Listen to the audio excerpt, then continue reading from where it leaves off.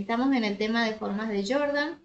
Estábamos trabajando con la forma racional, donde nos quedaba por ver en la forma canónica racional cómo se encontraba una base. Hasta acá estábamos viendo de dada una matriz eh, A perteneciente acá a la n por n, o sea, tiene n filas y n columnas.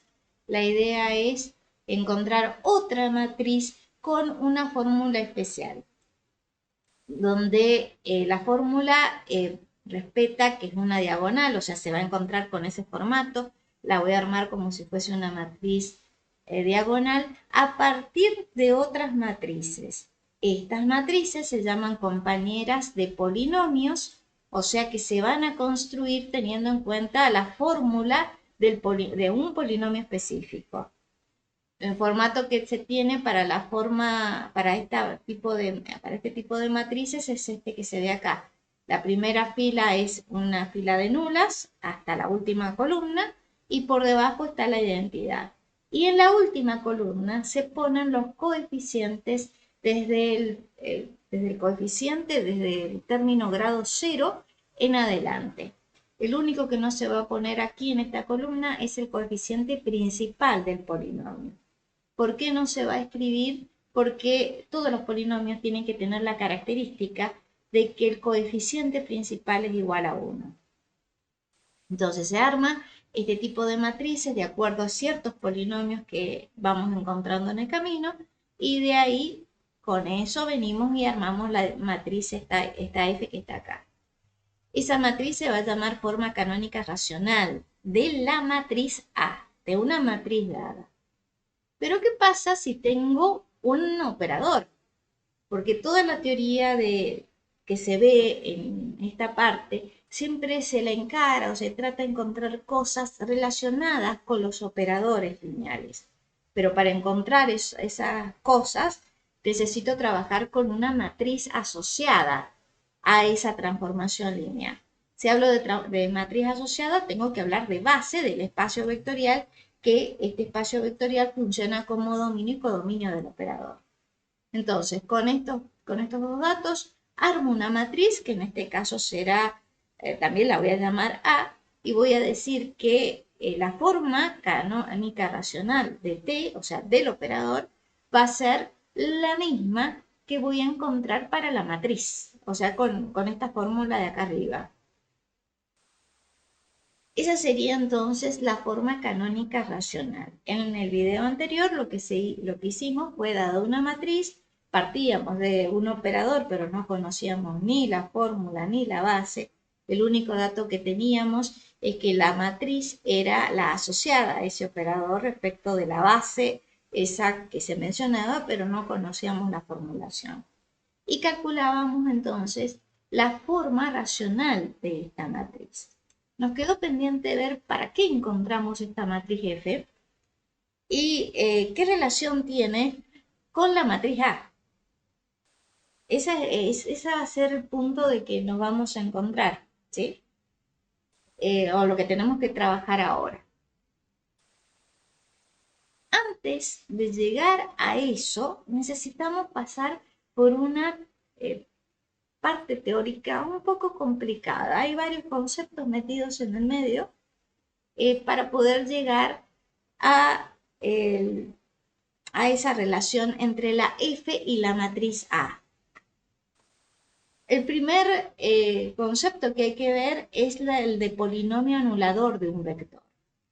Tenemos un espacio vectorial, tenemos una transformación lineal que va de B en B, un vector que tiene que ser distinto del vector nulo y un conjunto M, que solo nos va a servir este conjunto nada más para poder definir un polinomio que esté relacionado con B.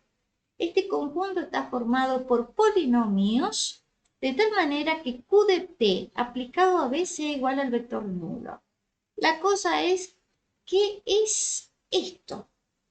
Si yo tengo un polinomio con el formato de polinomio, acá yo lo pongo en forma resumida, en forma abreviada, como la sumatoria, de coeficientes a los que llamamos lambdas. Estos lambdas están en el cuerpo K, donde K es el cuerpo del espacio vectorial.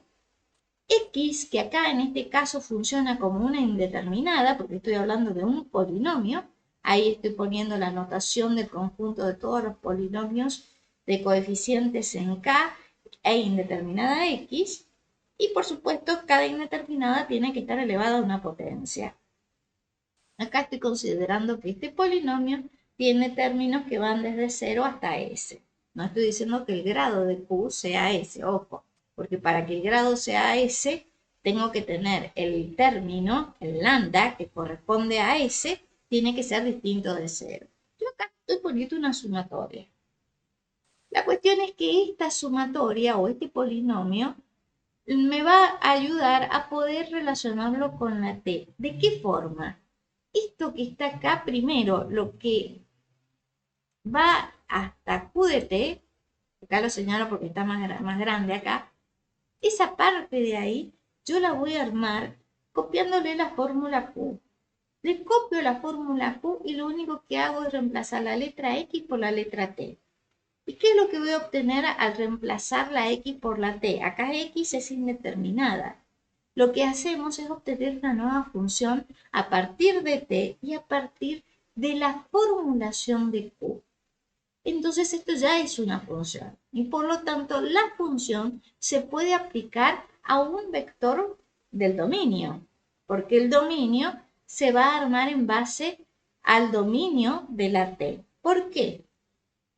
Voy a agrandar un poco acá para verlo. ¿Qué es esto? Recordemos que la T tiene dominio de B y codominio en B, o sea, va de B en B. La I que está acá arriba es una potencia, o sea que acá tengo la T compuesta I veces. Hasta ahí es eso.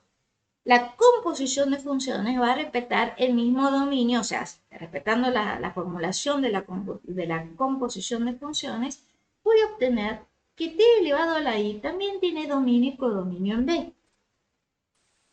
Cuando la multiplique a esa función por lambda sub I es un número que está en K. Así que voy a obtener otra función que va a ir de B en B. Y cuando haga la suma de esas funciones, voy a obtener una suma de funciones que tiene dominio en B y codominio en B. O sea que todo esto a su vez es una función que va de B en B. Si es una función, le puedo aplicar esta función a un elemento del dominio, que era el B fijo ese que teníamos allá arriba. Pero esto es una suma de funciones. Entonces, respeto la formulación habitual de suma de funciones, que es decir, la función aplicada a un vector, la suma aplicada a un vector, es la suma de las imágenes de las funciones aplicado a ese vector. Y después aplico la definición de la función de un escalar multiplicado por una función. Y de esa manera lo que obtenemos es que esta cuentita me va a dar un elemento de B. Eso sería entonces lo que significa esta expresión. Es una función aplicado a este elemento B que está fijo y que es distinto del nulo.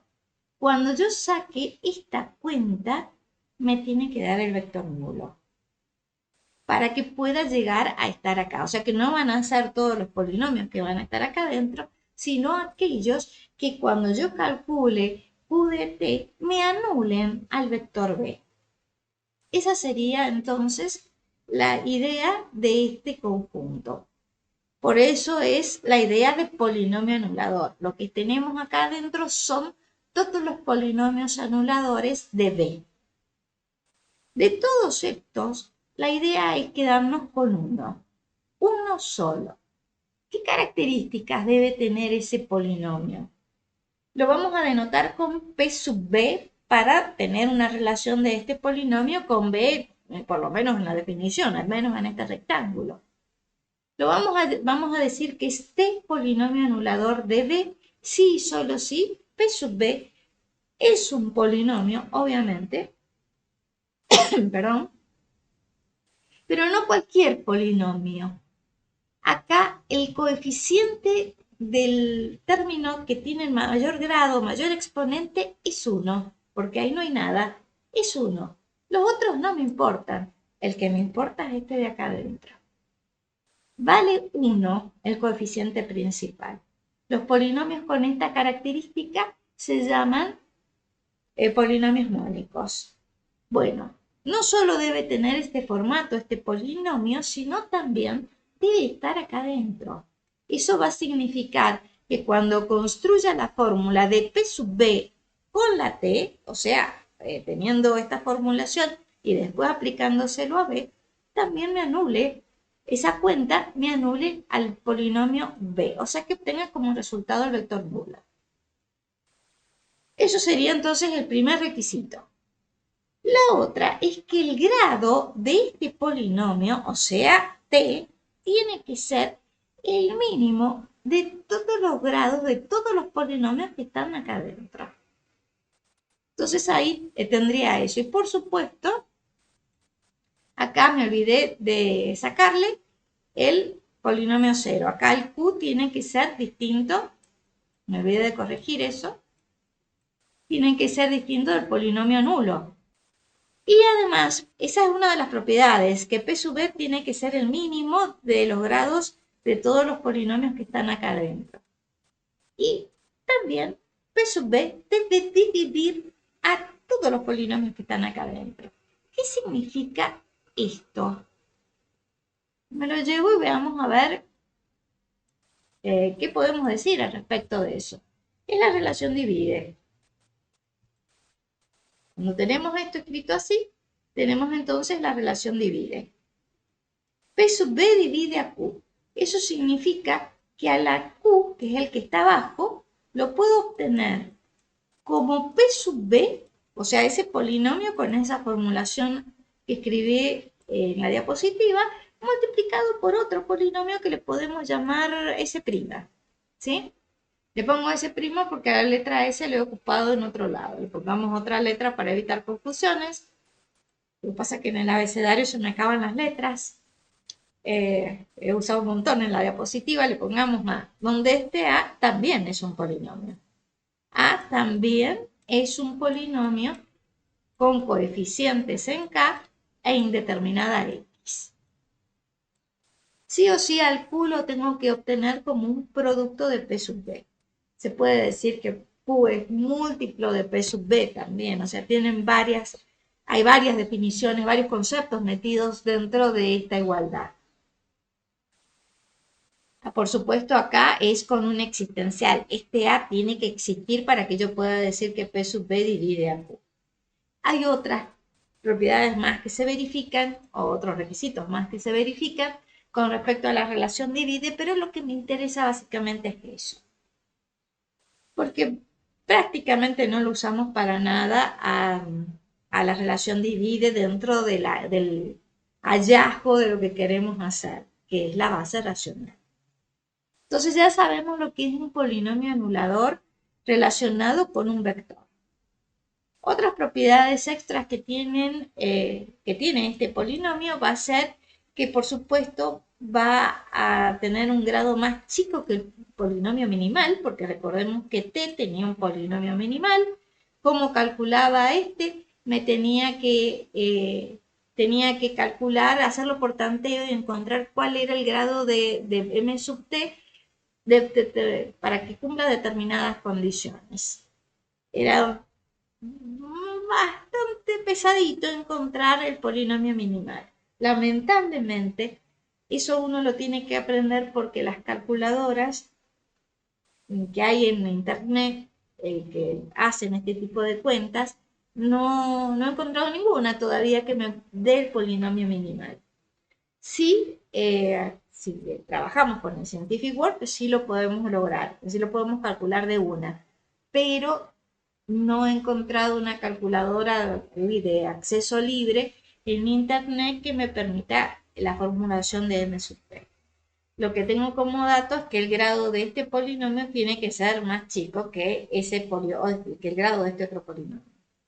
Y ya sabíamos, ya también cuando estuvimos hablando del teorema de Hamilton-Calley, en la parte, eso está en el BIMAR 5, que es el tema de las formas canónicas elementales, ahí estuvimos viendo el teorema de Hamilton-Calley, que también me decía que ese polinomio minimal que encuentro en base a un procedimiento, su grado tiene que ser menor o igual que el polinomio característico, que este también lo vimos en este BIMAR, fue una de las primeras cosas que estuvimos trabajando, que se encontraba en base a esta fórmula. Se encontraba en base a una matriz, ahí tenía la identidad, sacaba esa cuenta, que esta cuenta sí la puedo sacar en la calculadora de matrices, y obtenía la formulación del polinomio x sub t. Bueno, verifican todas esas condiciones. Y por supuesto, el grado de este polinomio anulador tiene que ser mayor o igual que 1. ¿Y cómo sé eso? Y porque justamente estoy pidiéndole que el coeficiente principal del polinomio sea 1. Así que el t sí o sí tiene que ser mayor o igual que 1. Tiene que ser un número natural. Y la otra condición que se va a verificar es que dada una base y que sea A una matriz asociada respecto de esa base asociada al operador T, entonces se va a verificar que toda esta formulación es igual a la matriz nula. ¿De dónde obtengo esa formulación? Miro acá la formulación del P sub B y en vez de la letra X escribo la matriz A.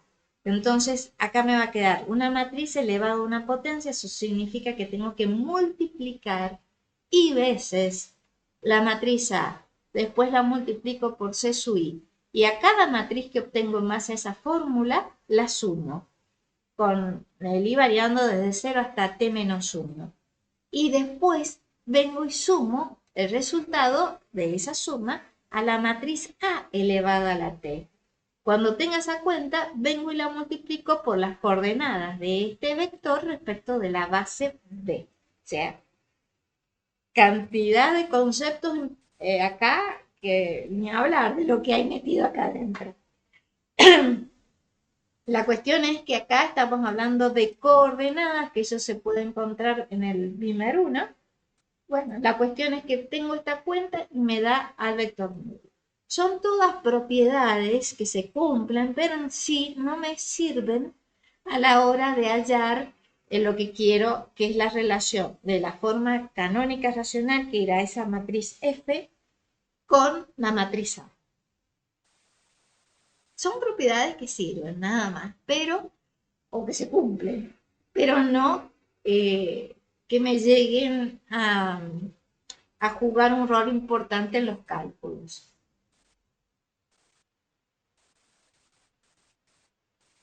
Otro tema importante para encontrar esa relación que me sirva para el cálculo es el tema de subespacios y vectores cíclicos. Acá yo le pongo de operadores, pero también tenemos que hablar de matrices. Tomo un espacio vectorial, así lo definen los libros, partir del espacio vectorial, un operador definido sobre ese espacio vectorial, y la matriz la dejo reservada un poquito para después. Hablemos nada más que del operador. Voy a llamar subespacio T cíclico generado por B a este conjunto que se va a denotar de esta manera. ¿Qué es lo que es este B? Es un vector cualquiera del espacio. Y el conjunto se va a definir como P de T aplicado a B, cualquiera sea el polinomio que yo me encuentre en el camino, que tenga coeficientes en K e indeterminada X.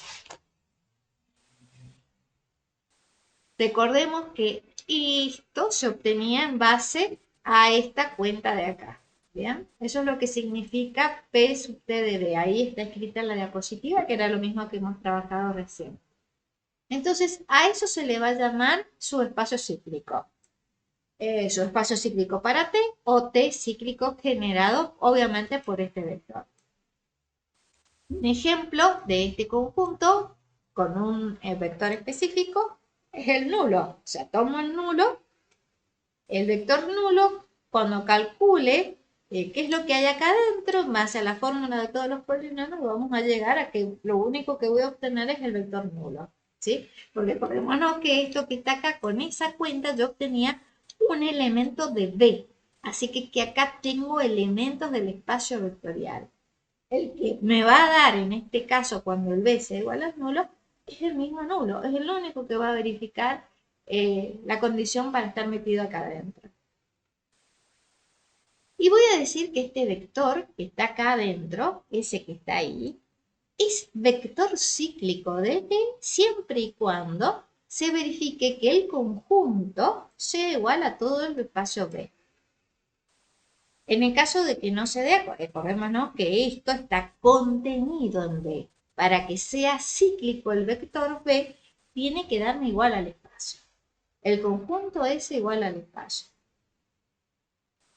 Eso en términos de operadores lineales. Ahora, ¿qué pasa si yo considero una matriz? Porque tener esto implica hablar de funciones.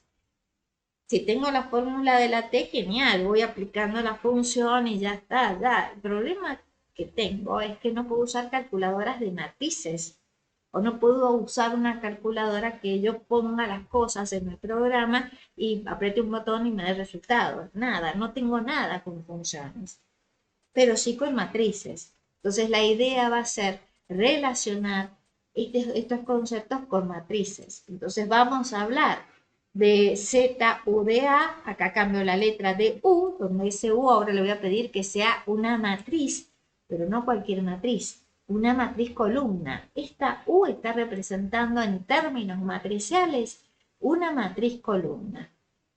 Y voy a decir entonces que ese conjunto es subespacio cíclico de A generado por U, ahí hay un error, eso fue el copy y pegue.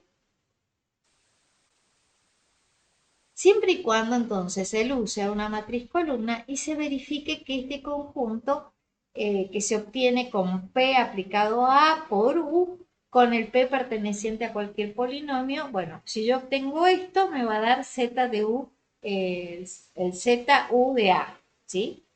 ¿Qué es P en A cuando A es una matriz? Bueno, vamos a hacer lo mismo que hicimos con la función. Tengo acá la fórmula del polinomio y donde diga X cambio la letra A. Y lo que obtengo es una matriz. A esa matriz la voy a multiplicar por U. Acá yo no le pongo paréntesis porque P sub A sería esto. P en A sería eso, nada más que eso. ¿Por qué no le pongo paréntesis? Porque es asociativa.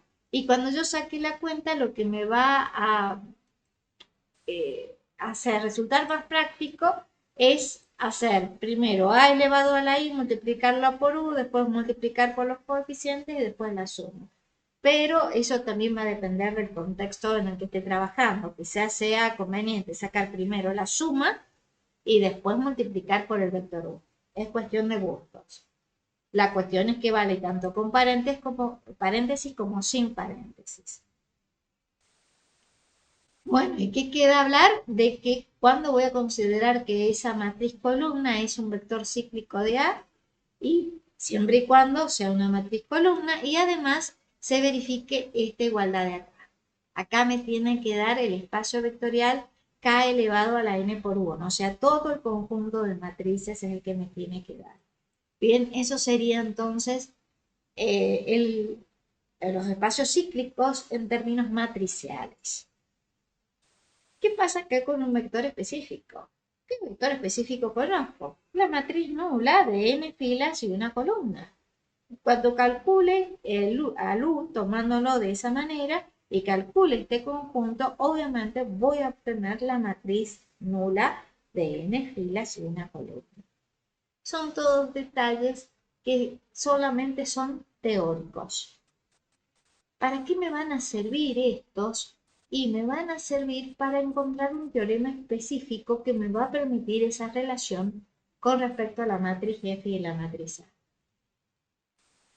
Propiedades de estos espacios cíclicos, ya sean subespacios o sean vectores. Primero es que el B, el que genera al conjunto, va a pertenecer al mismo conjunto. Eso se puede demostrar fácilmente.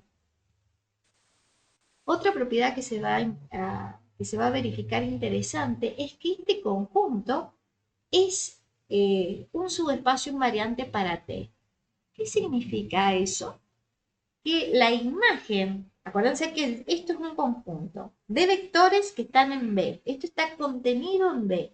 Entonces, cuando yo le aplique T a ese conjunto, esa imagen debe estar contenida en el mismo conjunto Z de BT. Eso significa que sea T invariante. Solo eso. Y la propiedad interesante que se va a verificar con respecto a este conjunto de que va a ser el más chico que tiene ahí adentro y que es invariante para T. ¿Cómo expreso eso en una simple proposición? En este caso una implicación. Denoto con I al conjunto de todos los subespacios invariantes de T que tengan al elemento B como dentro de su formulación, o sea, que el B tiene que ser un elemento de S. Bueno, este conjunto va a ser igual a la intersección de todos los subespacios que estén metidos acá adentro. Y otra de las propiedades interesantes que hay es que siempre existe un vector en el espacio vectorial cuyo polinomio anulador coincida con M sub T. ¿Cuál es ese vector? ¿Cuál es la formulación? La verdad que no sabemos cuál, pero sí se puede demostrar que existe. No es difícil, la demostración Hoffman la hace en 2 renglones, es bastante sencilla, pero sí, requiere una tonelada de teoría que va desarrollando Hoffman dentro del libro, que son todas las que venimos viendo en las diapositivas, no solo en este Beamer, sino en Beamers anteriores. Y falta hablar de cuándo o relacionar algo, la teoría, para hallar este vector cíclico, o sea, cuando el z de bt coincide con todo el espacio vectorial. Y la relación que hay es que cuando yo calcule el minimal y que me dé igual al polinomio característico, si tengo esa igualdad, entonces yo puedo asegurar que existe un vector en B que va a ser vector cíclico. O sea que z de w y t, acá se le pone un punto y coma en la separación que le da Hoffman, esto me tiene que dar B. O sea que esto yo lo puedo asegurar. Hay uno que cumple esa condición. Es único y la propiedad no dice que sea único. Solo que existe. Listo. Con estas condiciones son propiedades generales, ¿no? Que me van a ayudar para demostrar este teorema. Esta diapositiva es un teorema que se divide en dos partes, la parte de existencia y la parte de unicidad. Lo único que necesito como contexto es un espacio vectorial de dimensión n. O sea que sí o sí tengo que tener una base. Si es conjunto, si lo miro como conjunto, tiene que tener cardinal n, o si lo miro como tupla, tiene que tener n componentes. Sí o sí necesito eso. Tomo un operador definido sobre ese espacio vectorial y lo que sí puedo asegurar es que van a existir r vectores que no van a ser el vector nulo, ninguno de ellos. Todos acá pueden ser iguales, parece ser. Y acá la idea va a ser que el espacio vectorial que está en el dominio lo puedo expresar como suma directa de estos conjuntos que eran subespacios cíclicos, cada uno asociado a los elementos que aparecen acá. ¿Qué significa esto? Me lo llevo y veamos a ver cómo lo podemos desenmarañar. ¿Qué significa esto? ¿O qué me trae aparejado? Esto tiene una definición, esto se llama suma directa, lo vimos en el primer 5. Esto significa que si yo tomo un X cualquiera que está en el espacio vectorial, puedo encontrar un elemento, llamémosle X1, que pertenece al primero de acá, o sea, al primer conjunto de ahí que sería B1. El primero es cuando el I valga 1, así que acá va a quedarme B1, T. Y va a ser único. y sigo hasta el final. O sea, siempre puedo asegurar la existencia de elementos. Acá termina hasta R la cuenta, así que va a ser un XR que va a estar en el espacio cíclico o subespacio cíclico de B sub R con T. ¿Qué hago con esos vectores que son únicos? Son los únicos que están en este conjunto que me van a dar la suma. Cuando calcule la suma de todos esos vectores, me tiene que dar X. O sea que a cada elemento del espacio vectorial yo lo puedo descomponer como una suma de elementos que están en los espacios cíclicos asociados o generados por B sub 1 y B sub R, y van a ser los únicos que cuando yo los ponga en esta cuenta me den X. Los únicos. Esa es una de las tantas cosas que me dice esta expresión de acá. Lo otro que yo obtengo en base a esta expresión es que si yo le calculo, porque esto es un subespacio, o sea, son espacios vectoriales, y por lo tanto estos conjuntos tienen bases. Llamémosle B sub I a las bases de cada uno de estos conjuntos. Si yo calculo todas las bases por separado de cada uno de estos conjuntos y después hago la unión de todas ellas en forma ordenada, o sea, que no es una unión como yo quiera, sino tengo que hacerla en forma ordenada, ir pegando los elementos que aparezcan en B sub I, todos primero, B sub 1 primero, van todos los vectores juntos y después van los de B sub 2, después los de B sub 3 y así hasta B sub R. Cuando haga esta unión, esa unión va a ser una base de B, pero tiene que ser ordenada.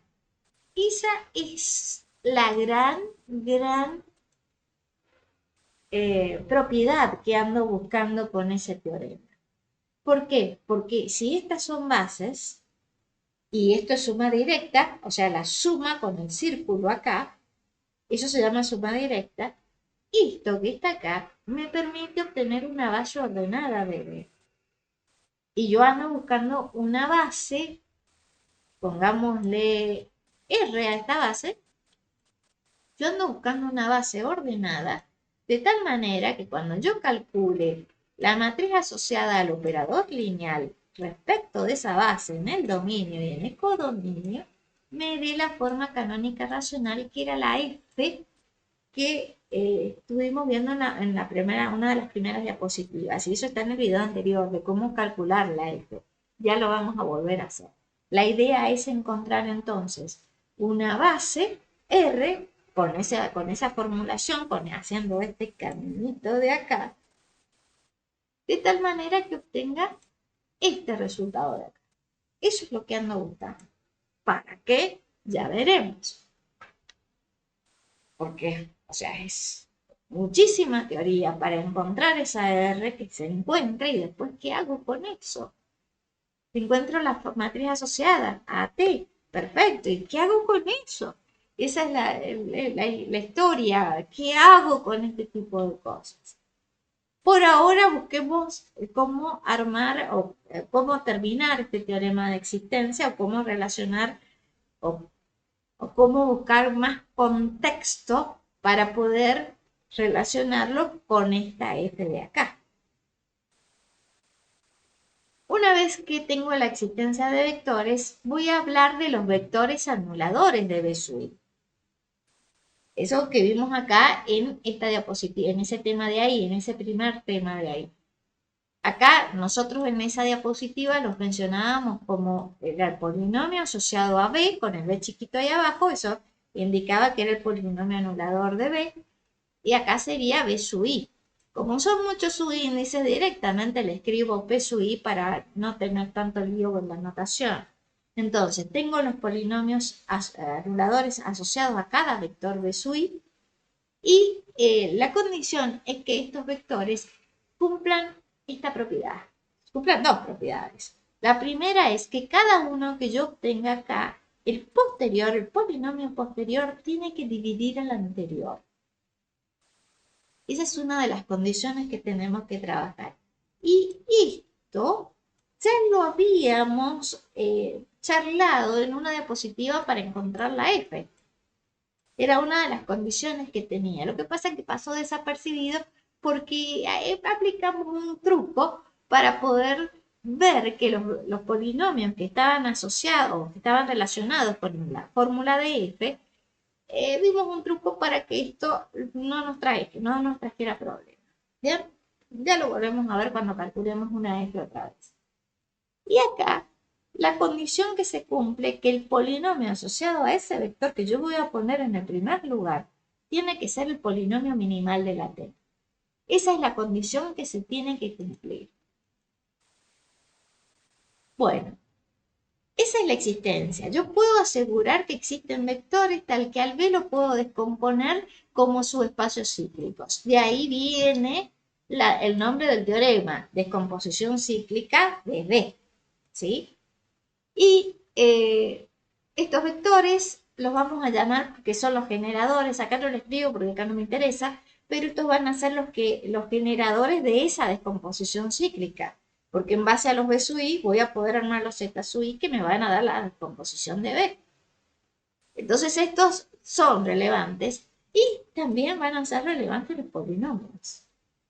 ¿Sí? Porque estos de acá se van a caracterizar por estos polinomios de acá adentro. Entonces, tiene todo ese nombre, a partir de este rectángulo obtengo ese concepto de composición cíclica de estos vectores que tienen como polinomios anuladores a los P sub. Lo bueno de esto es que la descomposición es única, pero hay que ver qué es único.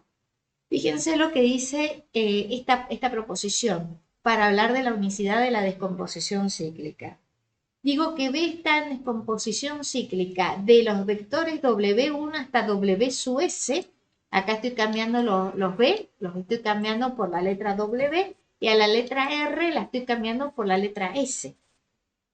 Estos W tienen T anuladores que Q sub 1 y Q sub S. Acá estoy cambiando la letra P por la letra Q y otra vez la R por la letra S. ¿Qué es lo que va a ser único entre esta frase y esta de acá arriba? La letra S tiene que coincidir con la letra R. Y los polinomios tienen que coincidir con estos de acá. Acá sería con I nada más. ¿Bien? Tienen que coincidir esos polinomios. O sea que los vectores en sí pueden cambiar. Lo que no puede cambiar es la cantidad de vectores que yo ponga en las tuplas. Y por ende, no pueden cambiar, voy a obtener la misma cantidad de vectores anuladores, de polinomios anuladores, perdón. Los polinomios anuladores tienen que ser iguales, la misma cantidad y también el mismo polinomio. Pero los vectores pueden ser distintos. Eso va a ser lo que me va a cambiar. ¿Bien? Nada más que conservo la cantidad y los polinomios. La cantidad de vectores y los polinomios anuladores. Eso es lo que habla la unicidad de la descomposición. Bueno, ese teorema ahora se va a aplicar para poder hablar de lo que es la base racionalizante, que tenemos una versión para matrices y una versión para operadores. Empezamos con la de matrices porque yo quiero calcular esa base racionalizante. Entonces siempre lo miro en base a matrices. Ahí me salté una diapositiva. Siempre lo miro en base a matrices para el cálculo. Voy a tomar una matriz de n fila y n columnas.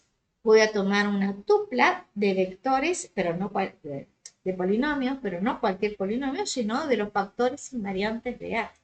Ellos que verificaban esta cantidad de propiedades, o de condiciones, no propiedades, y que los obteníamos en base al truco de descomponer el polinomio característico, encontrar en primer lugar al polinomio minimal y después a los otros irlos determinando en base a ciertos trucos que vimos ahí para calcular los factores invariantes. Entonces, tenemos eso, ese datito con respecto a los polinomios que voy a considerar. Tengo la matriz F, que es la forma canónica racional de A, que encontraba en base a esta fórmula, que a su vez a esto los encontraba con la fórmula de las matrices compañeras, que tenían que respetar esta formulación, esas matrices. ¿Bien? Y después las iba pegando en la diagonal. Entonces ya tengo estas cosas que eran fáciles de calcular, no eran difíciles, siempre y cuando tuviese en cuenta el truco. Acá viene lo complicado. También necesito vectores que van a ser matrices columnas. El problema es que a priori estos no los tengo. Los tengo que ir armando, construyendo en el camino y de alguna manera se encuentran por tanteo. O sea que no tengo una fórmula específica que me diga así tienen que ser los vectores U. O sea, U sub 1 lo voy a tomar de esta manera por esta fórmula. No tengo eso. Tengo algunos tips para poderlos encontrar. Pero aún así esos tips, hasta que no llegue hasta el final, no sé si son buenos o malos. La elección que hice de estos vectores. Bueno, supongamos que ya los tenemos. La idea va a ser construir para cada uno de ellos,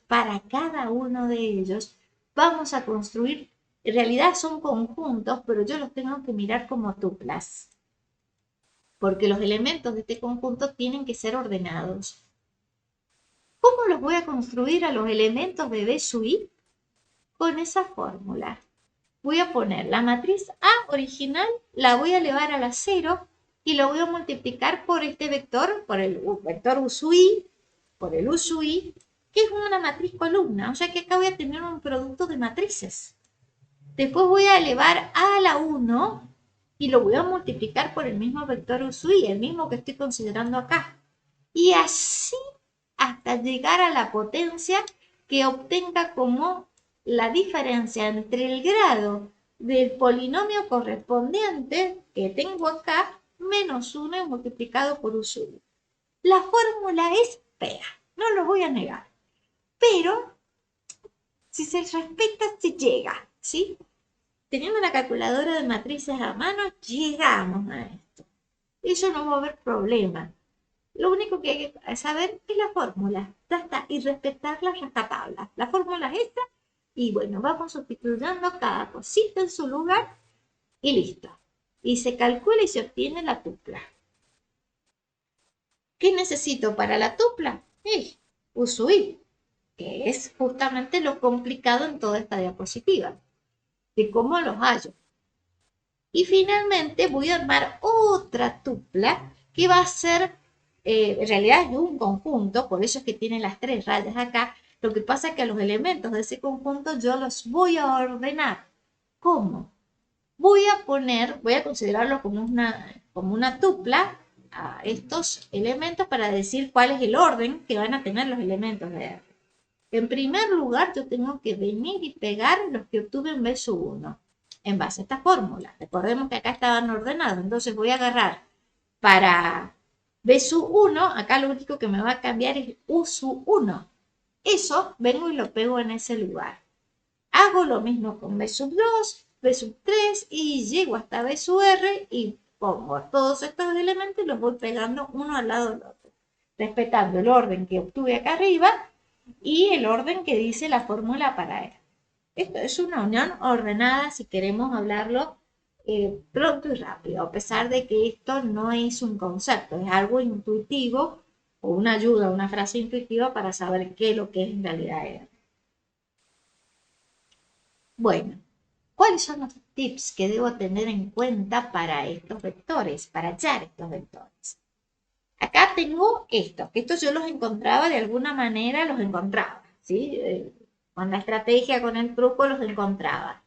Si alguno de ellos tiene el formato de indeterminada menos un número, que puede ser complejo, puede ser real, pero es x menos algo. Incluso hasta puede ser 0. Es x con la x elevado a la 1. X, solo x. Bueno, voy a obtener dos condiciones de acá. Primero, este beta va a ser un autovalor de A, o sea que va a estar en el espectro espectro de A que se encontraba el espectro como K, acá le he puesto unión, pero es la intersección de K con las raíces del polinomio característico, que yo lo encontraba con la calculadora. Algo que, bueno, me sirve como para tenerlo en cuenta y ver si es cierto, si se cumple, si lo obtuve y demás. Y lo otro que se va a verificar es que ese USUI que yo voy a encontrar o lo tengo que elegir teniendo en cuenta que es un autovector del autovalor beta. Eso es lo que yo tengo que tener en cuenta. ¿Bien? O sea, tengo el beta. La calculadora de matrices me va a dar los autovectores relacionados con beta. ¿Qué voy a elegir? Y uno de ellos. Uno de esos autovectores. Este es un tip. Ahora, puede ser que el beta tenga más de un autovector. Y elijo uno. Pero la elección no significa que me vaya a servir. Es un tip. No me sirvió porque yo a lo que tengo que lograr es que al final, cuando yo arme este R, cuando saque todo este cuenterío de acá, una vez que arme R, me tiene que quedar que es libre. Si no es libre, vamos, tengo que cambiar el uso y buscarme otro vector, otro autovector. La elección que hice estuvo mal. O no me sirvió. Tengo que venir y entonces elegir otro y volver a sacar las cuentas y volver a hacer lo otro. Pero bueno, cuando es un autovector no es problema porque acá me va a quedar fácil esto. El problema es cuando el P sub I, o sea, estos de acá, no tengan grado 1, o sea, tengan grado mayor que 1, mayor estricto que 1. O sea que acá puede ser x cuadrado, puede ser x cubo, lo que sea, pero el grado es mayor que 1. En ese caso, puedo elegir cualquier vector USUI, pero que no sea un autovector de A, ni que no esté relacionado con ninguno de los elementos que estaban dentro del espectro. ¿Se acuerdan que en la calculadora de matrices me daba una lista de los autovectores y me daba punto, me decía los autovectores y al lado me ponía el autovalor con el que estaba asociado? Bueno, el USUI no tiene que aparecer en esa lista. El problema es, ¿cuántos tengo para elegir? Infinitos, porque solo el requisito es que sea una matriz columna, cualquiera, que no esté dentro de la lista de autovectores. Pero puede ser cualquiera. Entonces acá también hay que pegarle, hay que ver cuál es el que se va a elegir. Obviamente voy a elegir vectores con números fáciles, unos y ceros en la medida de lo posible. No quiere decir que siempre elija eso, pero en la medida posible unos y ceros. ¿Por qué? Porque después a ese USUI tengo que venirlo, ponerlo acá y calcular tantos productos de matrices como me diga esta fórmula. O sea que la cosa se va a hacer complicadita. Por eso los numeritos que vienen ahí para determinar USUI tienen que ser razonables. Bueno, si yo obtengo que una vez que calcule con la elección del USUI, calculo esto y el conjunto me da libre, y después esto por ahí se suele demostrar de que es libre, pero todo depende de la elección del USUI. Y lo que sí o sí debo verificar es que la R que obtenga al final tiene que ser libre. Acá hay que tener cuidado, porque esta es la unión de los B sub I, la R. Que cada uno de ellos sea libre no me asegura que el R sea libre. O sea que sí o sí hay que verificarlo. Ir teniendo esto presente a medida que los voy construyendo, les voy chequeando a ver si son libres o no, y después la unión sí o sí tienen que ser libres. ¿Qué significaba que sea libre? Me vengo al primer uno, me voy a espacios vectoriales, busco conjuntos libres y se debe verificar esa proposición universal. O sea que tengo que poner los lambda, que son incógnitas en un primer momento, tal que esos lambdas multiplicados por cada uno de los vectores que están dentro del conjunto, si la suma me da el vector nulo, me fijo después ahora que los lambdas, la única posibilidad de los lambdas sean iguales a 0. ¿sí? Es lo que se tiene que verificar. O sea que hay que verificar para cada vez subir esa propiedad y finalmente para R. Bueno, si yo obtengo estas dos cosas, yo ya puedo asegurar que cada B sub I va a ser base del Z U sub I de A, o sea, del subespacio cíclico generado por U sub I, que está obviamente relacionado con la matriz A. Eso yo ya lo puedo asegurar. A partir de esta expresión o de esa propiedad, a estos U sub I les vamos a dar nombre para identificarlos. Van a ser los generadores de la descomposición cíclica de K a la N por 1. O sea que acá en este lugar, desde acá está la descomposición cíclica, en ese lugar voy a obtener K a la N por 1, porque la T que voy a considerar en esa diapositiva es muy especial. Tiene dominio en el conjunto de matrices de orden n por 1, codominio en el mismo espacio de matrices de n filas por una columna, y la fórmula de esta función va a ser, tomo una matriz, un elemento del dominio, llamémosle X, y a eso le voy a asignar el producto de la matriz A por la matriz X. De esa manera obtengo un operador definido en un espacio vectorial, que el B ahora es el conjunto de matrices columnas, y si tengo un operador, puedo decir que tiene una descomposición cíclica. Bueno, los U sub I, acá tengo B, los U sub I son los que tengo en esa diapositiva, y la descomposición cíclica se va a verificar y los polinomios anuladores también los voy a obtener. Bueno, de acá nos vamos a donde estábamos. Se me tildó un poco el programa. Ahí vamos, por acá.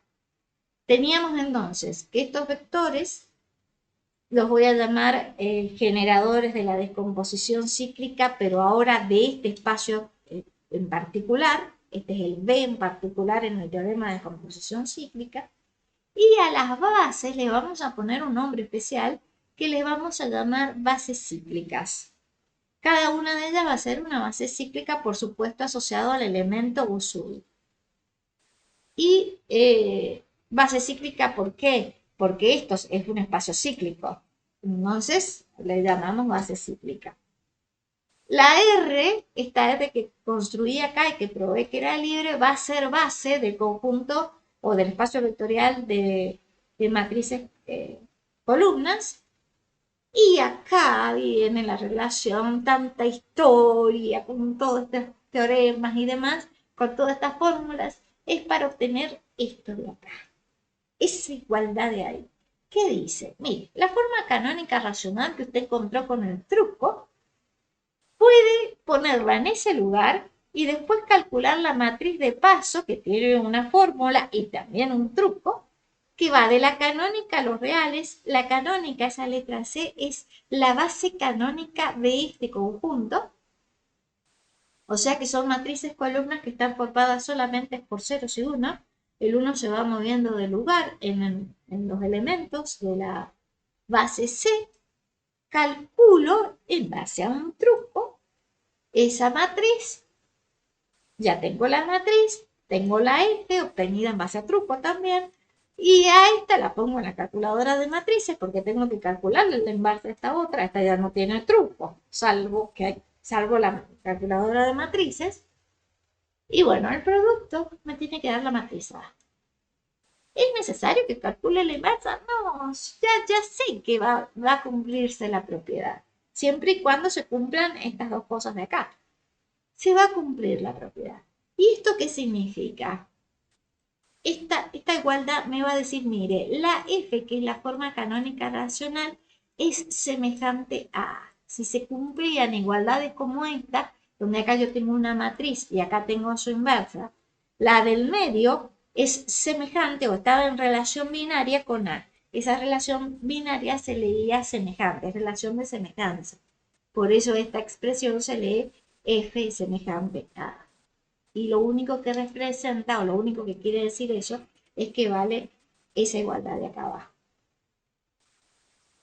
Nada más que eso. Eso es todo lo que nos dice la base racionalizante para matrices. Justamente a R, si cumple todas estas propiedades, se va a llamar base racionalizante para A, y a esta matriz de paso la vamos a llamar matriz racionalizante de A.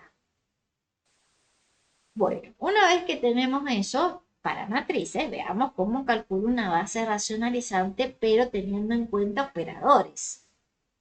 Necesito un espacio vectorial, un operador, una base ordenada para poder hablar de la matriz asociada al operador T respecto de la base B en dominio y codominio.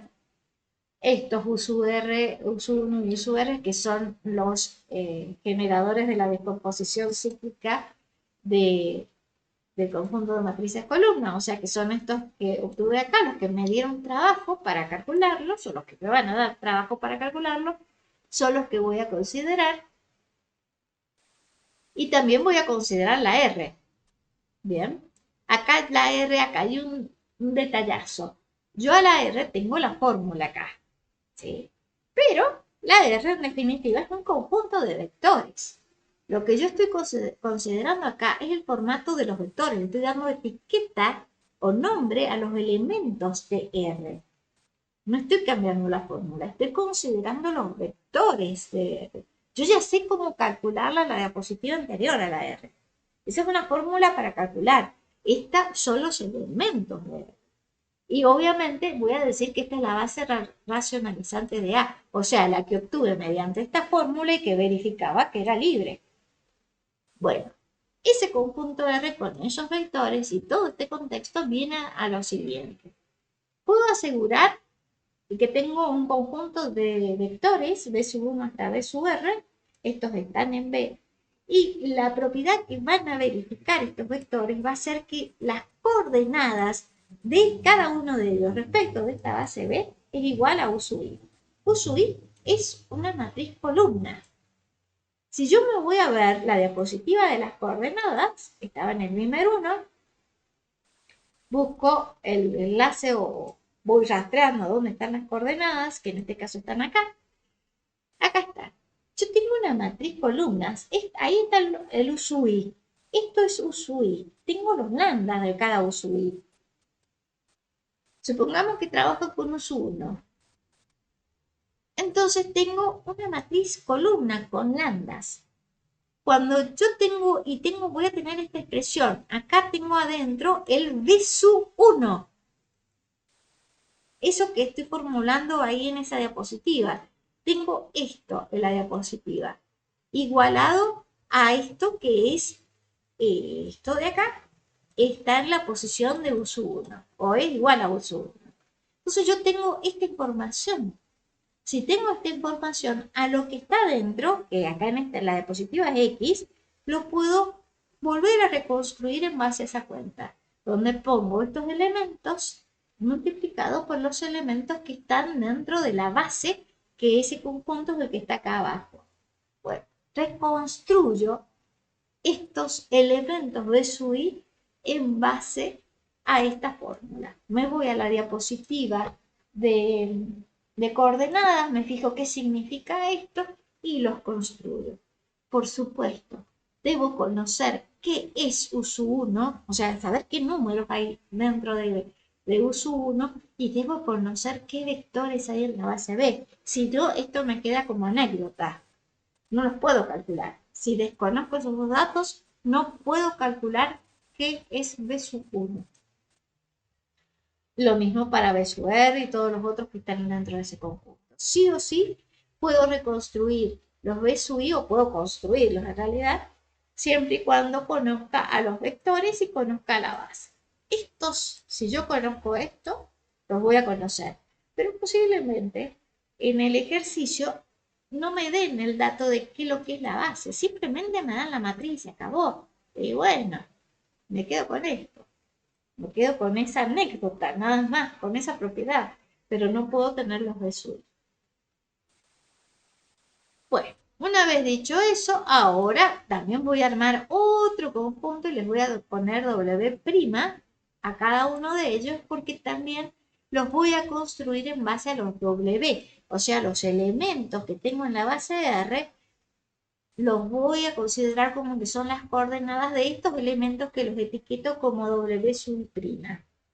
Los etiqueto y los construyo en base a la fórmula de coordenadas. Otra vez, necesito conocer esto, de acuerdo al proceso, seguramente los voy a conocer. O sea que esto seguro que llego, pero otra vez, si no tengo los elementos de acá, no puedo conocer los W sub I.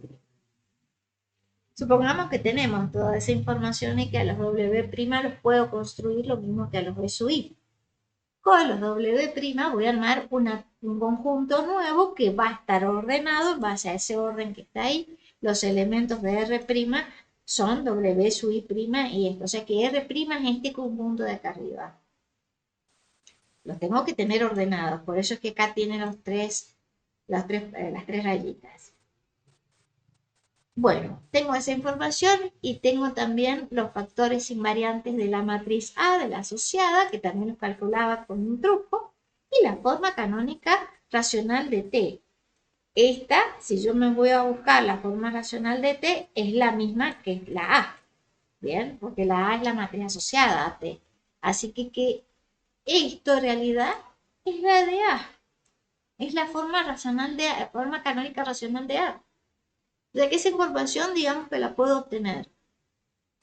Siempre y cuando tenga esto. Suponiendo que tenemos toda la información, yo puedo decir que B está en descomposición cíclica de estos vectores con los T anuladores, que son los factores invariantes de A. R' es base de D, esa que acabé de construir acá, es base del espacio vectorial. Y la F, esta F de acá, es la matriz asociada a R'. Y de esa manera obtuve el objetivo que andaba buscando. Yo quería encontrar una base que me permitiera decir que la matriz asociada al operador respecto de esa base fuese la forma racional, tenga la estructura de una forma canónica racional. O sea, esta que vimos acá con la formulación de estas matrices de esa matriz diagonal que se armaba con las matrices compañeras, de cada polinomio invariante en este caso. Bueno, andábamos por acá, en la versión de operadores. Y obviamente esta R' también se va a llamar base racionalizante de T. La R es la racionalizante de A, de la matriz, y esta, la R' construida en base a todo este lío, es la base racionalizante de T. Y por supuesto se va a verificar esto, va a verificar la misma propiedad de acá, donde acá tengo ya la matriz asociada. Acá es una matriz a cualquiera.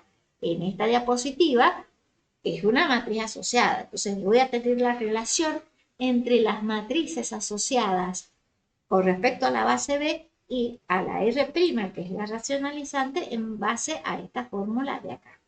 ¿Bien? Se va a verificar lo mismo. Bueno, un montón de teoría, como se podrá observar. Vamos a ver qué hacemos, qué calculamos. Empiezo con un ejemplo que no trabajamos en el video anterior, distinto, para ver desde el vamos cómo se construye la base racionalizante. Yo acá me voy a quedar hasta R nada más, hasta la racionalizante de A. O sea que no voy a poder hablar de esta diapositiva porque no conozco la base B en el ejercicio. No sé a qué es igual. Así que con esa no me voy a quedar con esta diapositiva trabajando. Lo único que voy a poder hacer es trabajar con la matriz A, porque esa la tengo de dato.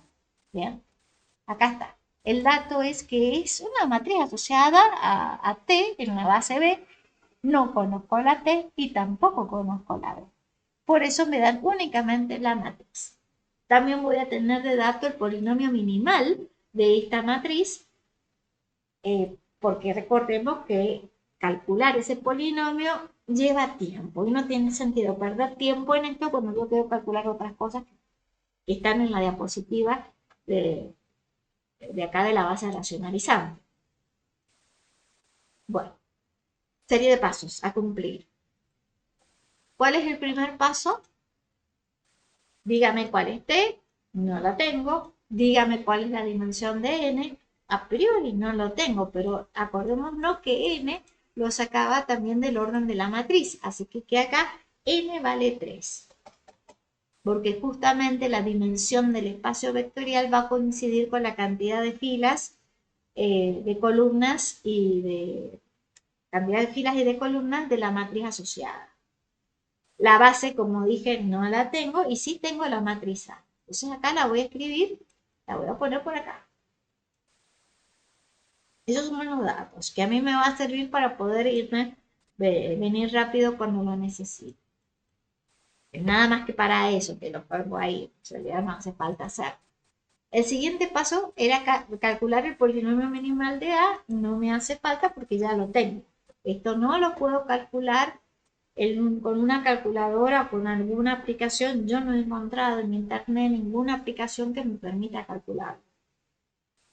Pero se calcula por pantalla y ya está. Eso hay un video donde está cómo se calcula. Y ahora sí hay que calcular esto. Esto es el determinante de X por la identidad menos A. Pongamos las cosas en su lugar. N valía 3. Entonces acá reemplazo 3 y además tenía la matriz A. A la A la conozco. Acá es esta. Entonces vengo, la copio. Voy otra vez a copiar esto y en donde diga A voy a escribir la matriz. La identidad la voy a escribir. Es una matriz de orden 3×3, así que acá escribo 3 filas, 3 columnas. Y la identidad era poner unos, solo la diagonal principal, y en los otros casilleros los números 0.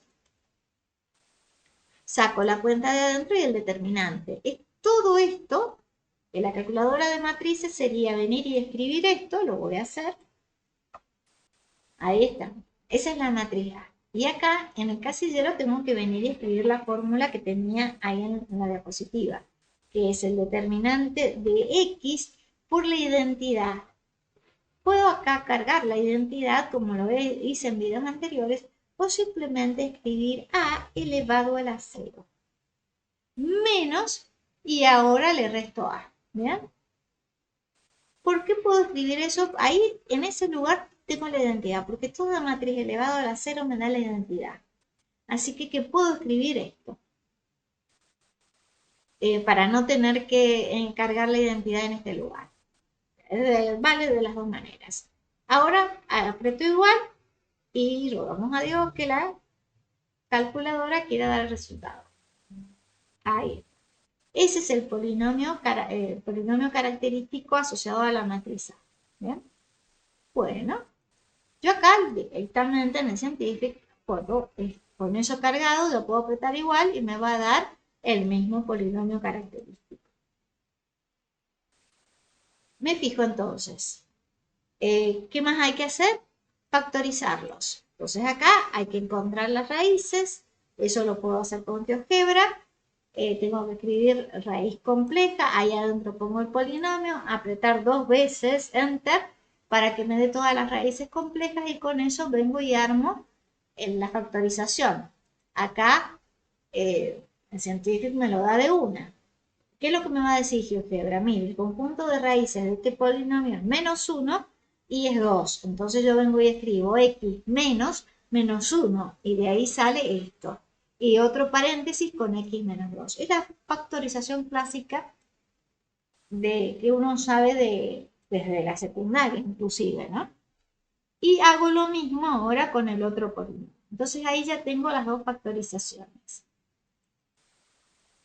Me dice calcule los autovalores y las bases de los espacios propios. Esto yo lo tengo que hacer para la base racionalizante, que es lo que quiero determinar después. Lo puedo hacer ahora como lo puedo hacer después. ¿Cómo hacía para calcular los autovalores y las bases? Primero yo acá, yo ya tengo cuáles son las raíces, eso lo voy a escribir. Yo ya tengo las raíces de cuáles es las raíces de este polinomio. El conjunto va a estar formado. Si lo hago con GeoGebra me las da por separado, o sea, me dice exactamente cuáles son. Si lo hago por Scientific, directamente tengo que venir acá dentro de los paréntesis y fijarme qué números hay. Acá está -1. En este paréntesis está -1, porque acuérdense que es x menos la raíz. Y acá es 2 positivo. Ahí tengo el conjunto de raíces. Bueno, entonces lo único que tengo que venir a hacer acá es ver qué me dan para los autovalores, ocupar esa fórmula. Acá al cuerpo lo aguanto hasta el final. ¿En qué sentido lo aguanto? Porque si en la intersección del cuerpo con el conjunto de raíces que me dio no me da todo el conjunto de raíces, voy a tener problemas. Ahí, si no me da, por ejemplo, si yo acá pongo los reales y la intersección no me da el conjunto de raíces, exactamente el conjunto de raíces, tengo que venir y cambiarlo por los complejos porque si no, nada de lo que haga me va a salir. Sí o sí, tengo que tener todo el conjunto de raíces en el espectro. Todo. En este caso, me va a dar sea racional o sea complejo. Le pongamos acá K para tener ya esa diferencia. O sea, para no hacer distinción entre uno y otro cuerpo, porque con los dos me da el mismo resultado. Listo, ya tengo los autovalores. Faltan los autovectores. Recordemos que para poder calcular los autovectores tenía sí o sí que irme a la calculadora de matrices. Y acá donde dice cálculo de valores propios y vectores propios, hacía clic.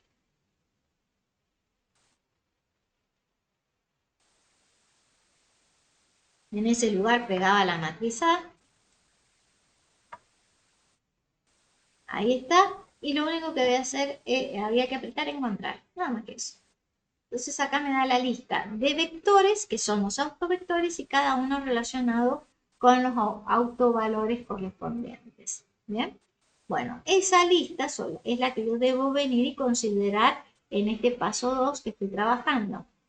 Y acá me pide calcular los valores propios y las bases de los espacios propios. ¿Cómo armo las bases de los espacios propios? Porque se acuerdan que los espacios propios tenían la fórmula o la etiqueta S1 y de acá yo encontraba una base relacionada con S1. La fórmula de S1, que también era una mega fórmula, no me hace falta, no me interesa la base nada más. ¿De dónde saco la base? De la calculadora. ¿Cómo?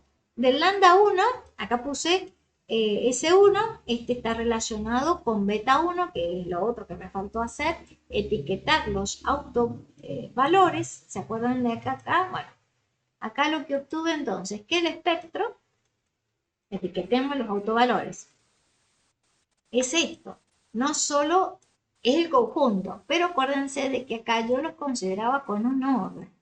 Pongamos que el orden que decido es este que justamente está escrito. El orden era arbitrario. Acá vamos a ponerle etiqueta a este beta 1.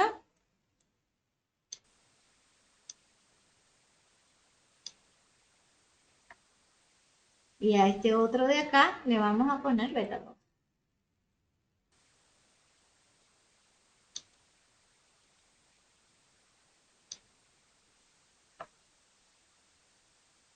Bueno, entonces ya tengo etiquetados los dos autovalores. Entonces, S1 era el espacio correspondiente a 1, que en este caso estoy diciendo que es -1. Me vengo a fijar a la lista de la calculadora para ver cómo armo la base de S1 de acuerdo a los datos que me da la calculadora. Es ese vector. Entonces yo lo que tengo que venir y hacer es copiar ese vector y decir, mire, la base, que le pongamos B1, no puedo usar B1, pongamos BS1, porque B1 la tengo reservado para otra letra en la diapositiva, para otra cosa en la diapositiva. Bueno, acá tengo que venir y poner como conjunto o como tupla, depende de cómo uno lo quiera ver. Pongámoslo como tupla, así ya directamente le damos orden a esto.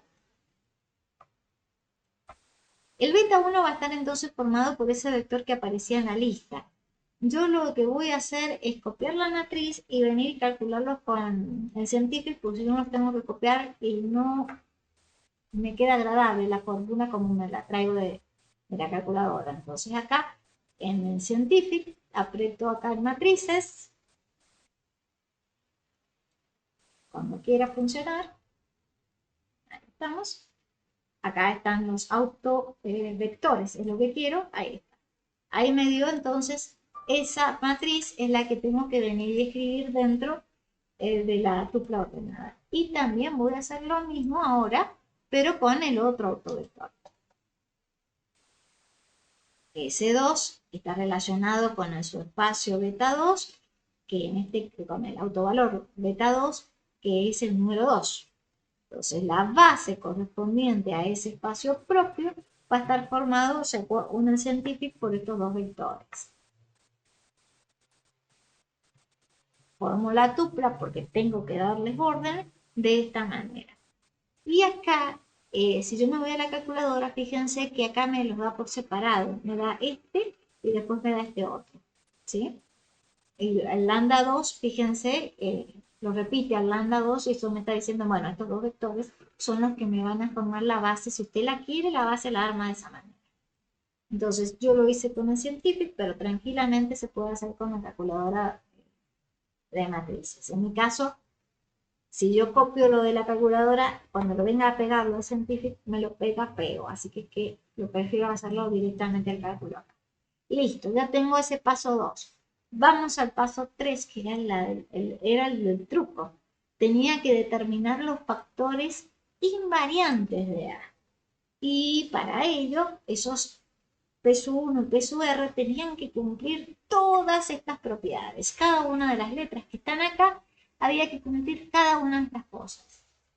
Bueno, el truco consistía en partir del polinomio característico, pero de la factorización de ese polinomio. Entonces me voy al paso 1, donde tenía la factorización del polinomio característico y también me llevo al minimal, porque lo voy a necesitar. Entonces, el polinomio característico en definitiva me quedó expresado de esa manera. A esto, que está como potencia, lo voy a extender, digamos, de esa manera. ¿Qué había que hacer ahora? En esos puntos suspensivos, ahí está la factorización desplegada. Ahora lo que sigue, hay que reconocer el polinomio minimal de la matriz A. Entonces, vengo, copio esto, y el polinomio minimal tiene estos dos paréntesis. Entonces acá los asocio, si no están juntos, porque puede suceder de que esté todo desarmado, los acomodo conmutando, porque es producto de polinomios y los puedo conmutar. Así que acá reconozco entonces o identifico al polinomio minimal. Ahí está M sub A. Bueno, y puntitos suspensivos. ¿Qué me quedan en los puntos suspensivos? Y esto. Eso es lo que me queda. Perfecto. Listo. ¿Qué sigue ahora? Etiquetar. Etiquetemos esto, pues. Este, no cabe duda, es P sub 1. De acuerdo a lo que me está diciendo el truco, póngale P sub 1 a M sub A. Y a lo que quede después, P sub R. Lo único que me queda es esto, así que acá llego. O sea, la etiqueta va a ser para este otro como P sub 2. Acá me quedó un solo polinomio. Una sola cosa me queda después de que identifiqué el polinomio minimal, me queda un solo paréntesis. ¿Qué pasa si me hubiesen quedado otros? Y bueno, la idea de ver si esto está bien o está mal es que lo que me queda, ahí veo el minimal, este es el posterior. El posterior, los paréntesis del posterior tienen que estar acá. Si hay uno de más, acá me aparece 1. Ese paréntesis, un solo paréntesis de la forma X menos 2. Uno solo tiene que aparecer en esta otra llave de acá, en el anterior. Uno solo. Si acá hay otro igual, tendría 2 paréntesis de esta forma, pero acá tengo 1. ¿Qué quiere decir entonces, si hubiese sido ese el caso, que tuviese 2 iguales, este lo tengo que echar, porque acá adentro no me sirve. ¿Por qué? Porque si lo dejo adentro, me va a quedar que tengo 2 paréntesis, mientras que en el anterior tengo uno solo de este tipo. Bien, Acá no figura, no me importa lo que está acá en el posterior, que esté exactamente con la misma cantidad en la llave anterior. Eso es lo que me importa. Si está listo, lo saco afuera. Hay que lo saco afuera y formará parte de P3 o de lo que venga. Eso es lo que yo tengo que tener en cuenta. Acá no lo tengo, entonces no tengo problema. Bueno, ya tengo hasta P2 y no tengo nada más. De acá saco algunas conclusiones. Por ejemplo, que la letra R vale 2. Porque R era la cantidad de polinomios que podía obtener en esta descomposición. Es un etiquetado en realidad. Etiquetado de polinomios. R vale 2. También tengo que P1 es igual a M sub 2, pero que tiene entonces esos dos paréntesis. Vengo, los traigo por acá y los tengo que desarrollar a esto. Los desarrollo.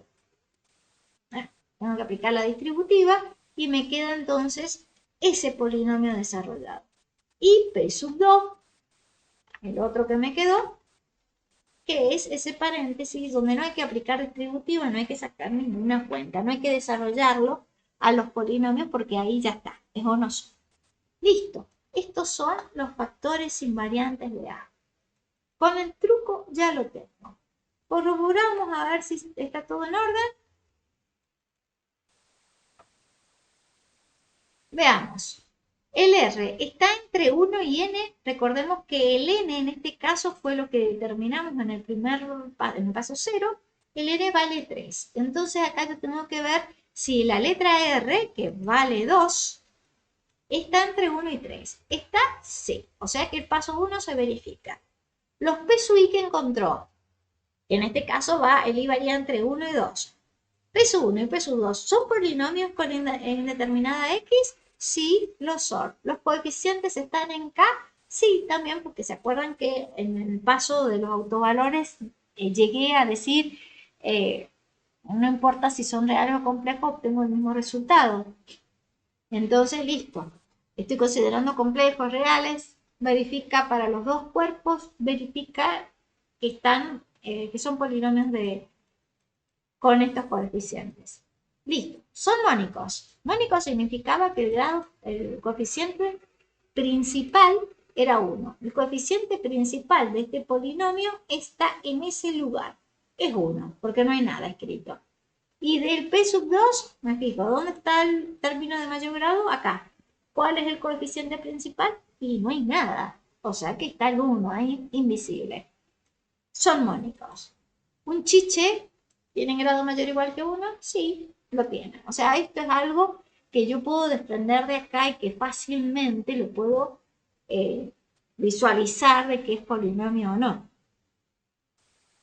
¿P sub 1 es M sub A? Y sí, porque el truco consistía justamente en eso, que el P sub 1 sea M sub A. Esa ya de cajón está. P sub 2, porque acá dice tome el I que varía de 1 hasta 2. Ya tengo 2 nada más. Entonces acá hay que verificar básicamente lo que dice acá, que el polinomio posterior divida al anterior. P sub 2 divide a P sub 1. Sí, lo va a dividir porque cuando hice esto de fijarme que lo que esté acá, el paréntesis que esté arriba de esa llave de P sub 2, esté con la misma cantidad acá, ahí estoy viendo justamente de que se cumpla esa relación divide. Lo otro, X sub A quedó hasta P sub R como producto de P sub 1 hasta P sub R, sí, el R varía 2, entonces únicamente me va a quedar P sub 1 y P sub 2. Y justamente el truco consistía en eso. Ahí tengo a P sub 1 y acá tengo P sub 2 multiplicados, que justamente me da el polinomio característico. O sea que el truco me permite abarcar todas estas propiedades y no preocuparme más por eso. O sea que las miro y si tengo ganas las corroboro, si no tengo ganas las salteo y ya está.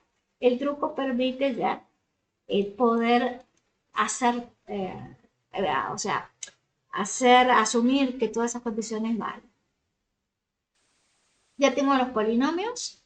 Tengo los dos polinomios invariantes. Dice ahora formule las matrices compañeras de cada factor invariante. Tengo estos dos. Entonces vamos a determinar la matriz compañera de P sub 1. Ahí tengo el polinomio.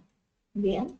Acá está ordenado al revés. Lo voy a ordenar al revés, o sea, de atrás para adelante, para que detectar rápidamente cuál es la formulación de la matriz compañera. Lo mismo voy a hacer acá. No es necesario, pero yo para visualizarlo lo voy a hacer de esta manera. Pero esto obviamente no hace falta.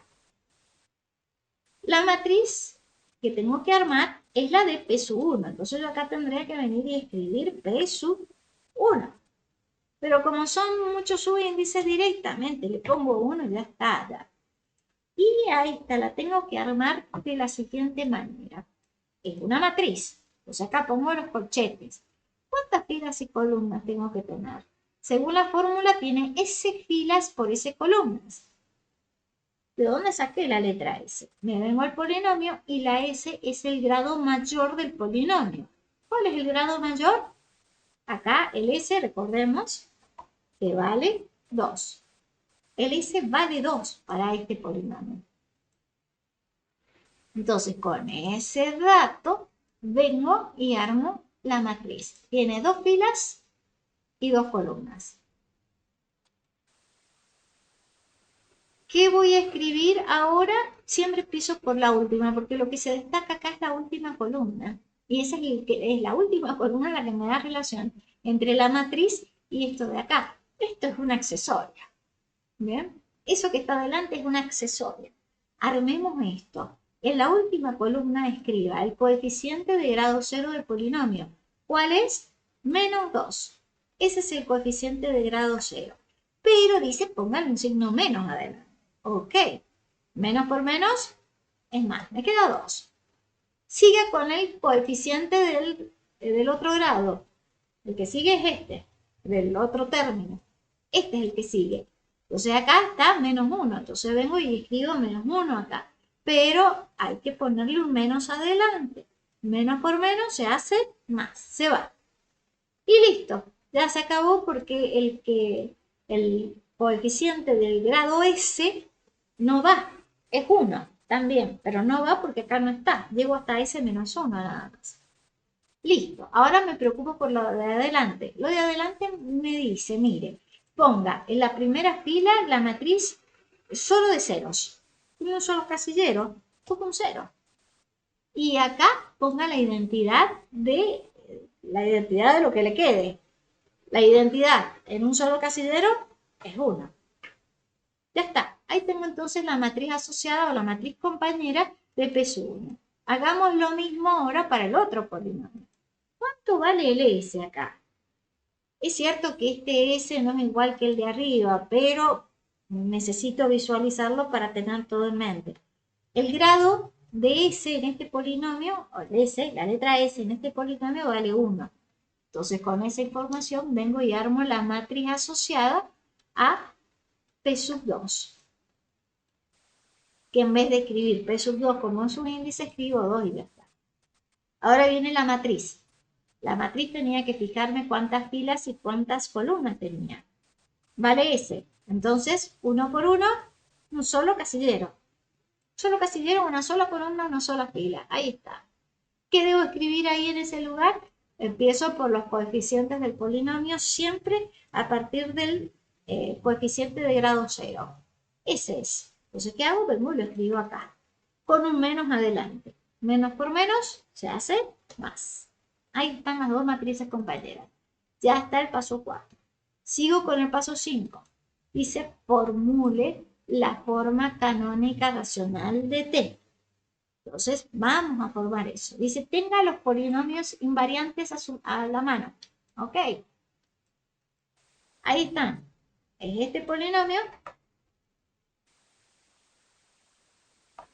y este otro polinomio. Esos son los dos factores invariantes de A. Ahí los tengo. Dice, la F va a ser una matriz. La F es una matriz que tiene n filas y n columnas. La n la determinamos en el paso 0. ¿Cuánto valía? 3. Entonces, esto va a ser una matriz de 3 filas por 3 columnas. Acá debo tener entonces todos esos casilleros. Pero la F la voy a encontrar con esta fórmula. O sea que antes de llegar a armar esta matriz, yo tengo que venir y pasar por esto. La voy a poner ahí en el medio. Acá tengo que venir y poner todos los datos que tengo para que me está pidiendo esta fórmula. Me pide la letra R. ¿Cuánto valía R? Eso lo determinamos en algún paso. Los polinomios invariantes. Acá. La R vale 2. Entonces, ¿qué voy a hacer? Voy a escribir en el lugar de la letra R el número 2. 2 y acá 2. Acá va de 1 hasta R. O sea que tendría que tener esas dos matrices nada más. Esto me va a dar igual. Acá voy a tener también una matriz por bloque. Pero acá, desarrollo esto. Esto es una matriz diagonal, dice, de 2 filas y 2 columnas. Entonces, lo primero que hago es eso, 2 filas y 2 columnas. Y es diagonal, eso significa que lo que está acá adentro lo pongo en forma ordenada, en el orden que me está dando acá, dentro de la matriz. Y acá, en los casilleros vacíos, van a ir matrices nulas porque las tengo que rellenar con ceros. Ahí está. ¿Qué hago ahora? Bueno, sigo y reemplazo lo que me dio a su 1 en el paso anterior. Eso me dio a su 1. Entonces, en el lugar donde diga 1, escribo. Busco a sub 2. Ahí está, a sub 2. ¿Qué hago? La copio en ese lugar. Listo. Y ahora relleno los casilleros. Acá hay 2 filas y 2 columnas. Los tengo que poner en ese lugar. O sea, tengo que sacar los corchetes acá. Si saco los corchetes me queda ello. Saco los corchetes acá, me va a quedar esto otro. Y los casilleros vacíos dice que hay que poner ceros. Y ahí tengo la forma canónica racional asociada a T o asociada a A. Recordemos que la de T, si la matriz A es la asociada a T, es lo mismo. ¿Bien? Ahí tengo la F. La F me quedó entonces igual a esta matriz. Y acá sí corresponde poner el signo igual, porque recordemos,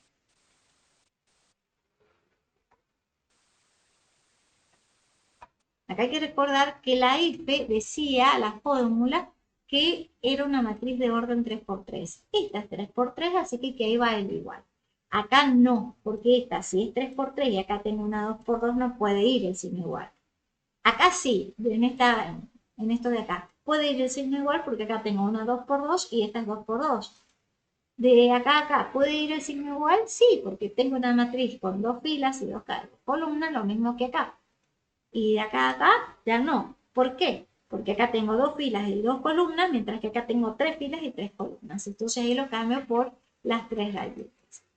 Los libros utilizan el signo igual y no se preocupan por lo que les estoy diciendo. Pero yo necesito ir teniendo cierta coherencia para saber si las cuentas van bien. Si no, por una tontera me puedo llegar a equivocar en la formulación. Llegó el momento de irnos al cálculo de la base racionalizante de, de este conjunto, de este espacio vectorial que es el conjunto de, de matrices de n filas por una columna. ¿Por qué voy a calcular esto? Porque se acuerdan que para tener la base racionalizante de t del operador necesitaba conocer la base. No tengo la base, entonces no me puedo quedar con esta diapositiva, tengo que irme a la anterior y quedarme hasta donde llegue. Entonces ahora viene el momento de venir y ocupar todo lo que dijimos acá. Ahí está en resumen, ¿sí? Acá lo único que no escribí, ahí lo voy a cambiar, es a la AR, acuérdense que la obtengo como unión de las bases de SUI que voy a encontrar acá las voy a poner como de SUI, teniendo en cuenta lo que dije en la diapositiva, y a esto ya directamente le doy una orden como de SU1, hasta B sub H. Bueno, tengo que tener todo esto, todo eso para poder armar o poder concluir esto, donde justamente lo que yo quiero es calcular la base racionalizante. Yo quiero esto de acá, esto quiero. Bueno, para poder llegar a la R tengo que venir y pasar por todo. ¿Tengo los factores invariantes? Sí, los tengo, los traigo. Ahí están. Esos son los factores invariantes de A.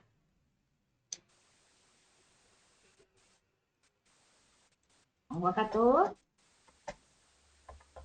Voy recolectando datos. ¿Los U los tengo? No los tengo. No los tengo. Entonces vamos a ver primero.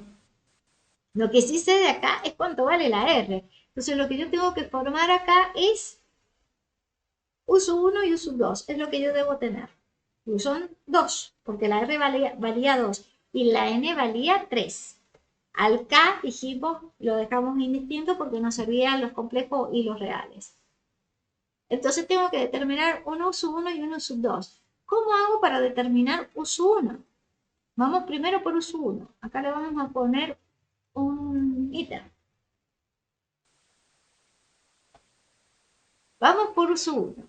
Para U sub 1 vamos a tener en cuenta estos tips. Me dice, fíjese cómo es el polinomio P sub 1 de los factores invariantes. Este es P sub 1. Entonces vengo, lo voy a escribir por acá. ¿Qué dice ahora? Fíjese el formato de P sub 1.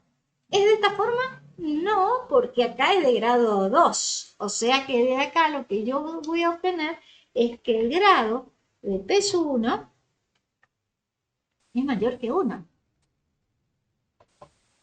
Es mayor que 1. Así que estoy acá, en este renglón. Si es mayor que 1, me dice entonces, mire, el U sub I acá es... Acá hay un errorcillo. En la diapositiva está bien, pero acá estaba mal. Me dice, bueno, si se cumple esto, entonces el U sub 1 en este caso no es autovector de nada, no es autovector de A directamente. O sea, de ningún autovalor. Así que eso es lo que voy a concluir acá.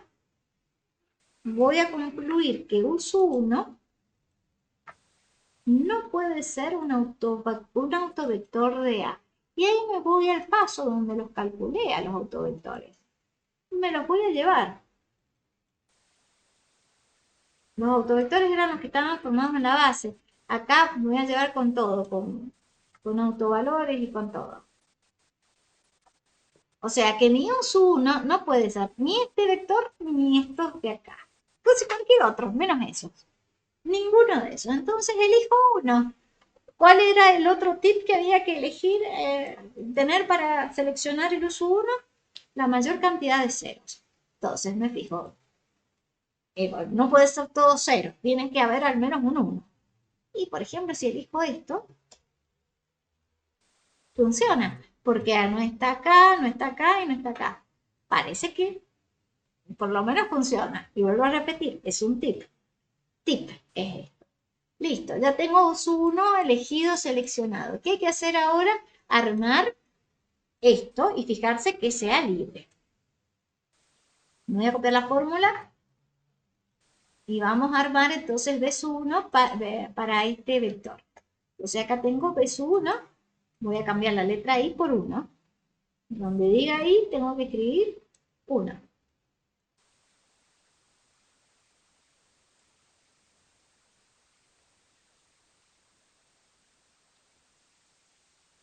Ahí dice grado de P sub 1, acá ahí está.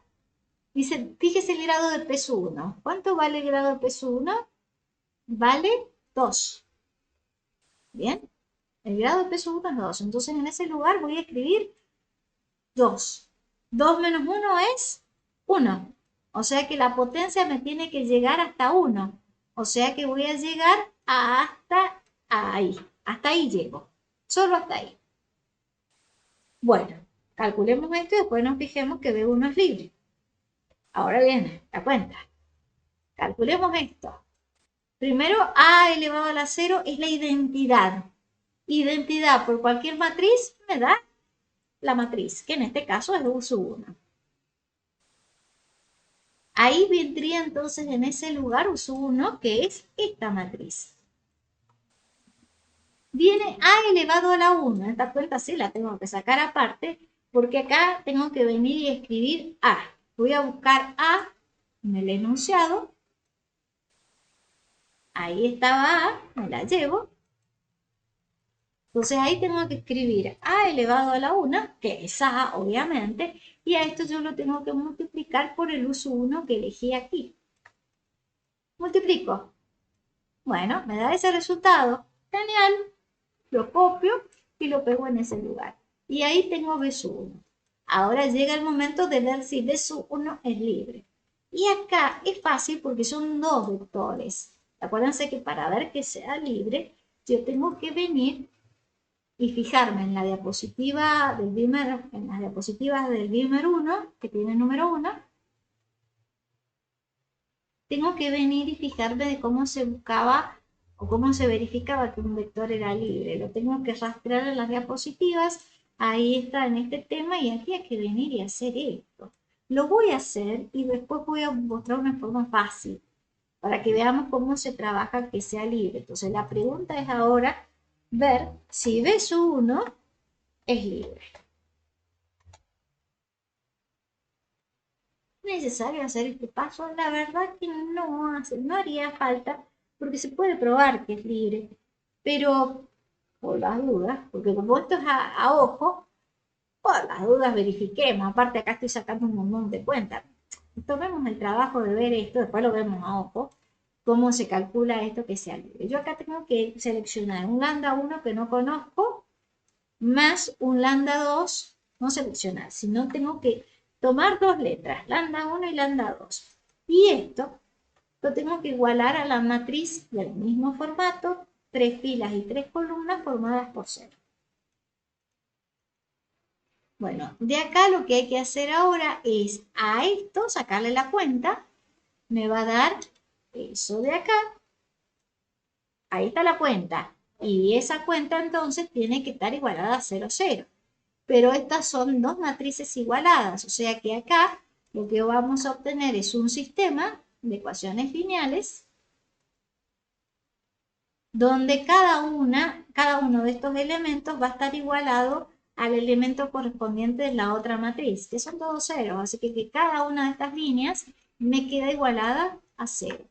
Y bueno, de acá saco la cuenta. Vamos a ponerle, quiero a lambda 1, acá me está preguntando el científico qué letras quiere despejar, quiero a lambda 1 y a lambda 2. Ya está, 0, acá no hacía falta que hiciera eso porque ya estaba, ¿verdad?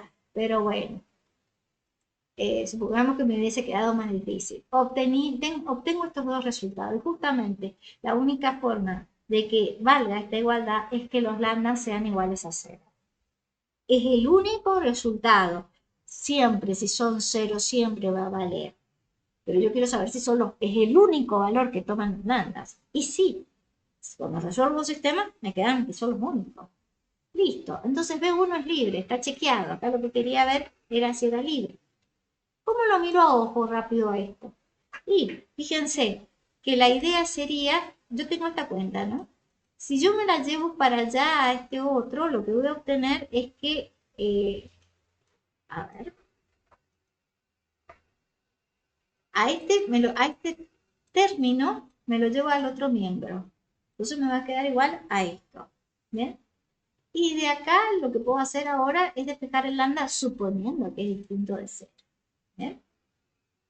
Ya que me queda acá, que este vector es múltiplo o que lo debería obtener como el producto de un número, esto estoy suponiendo que es distinto de 0, que ahí hay un número, que sea igual a este. La pregunta es entonces fijarme si a este vector lo puedo obtener del producto de cualquier número complejo, real, lo que sea, a partir de este otro.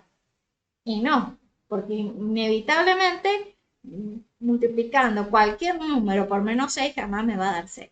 Así que no, esto no se va a verificar y por lo tanto esto va a salir. O sea, no tengo que ver que uno no sea múltiplo del otro. Cuando hay ceros, eso se ve rápido. Y son 2. Si son 3, no hay vuelta que darle. Hay que hacer. Ya tengo B sub 1 y también tengo a U sub 1. Ya tengo este. Vamos por el otro que me queda, que es el U sub 2. Entonces vamos a hacer lo mismo para U sub 2.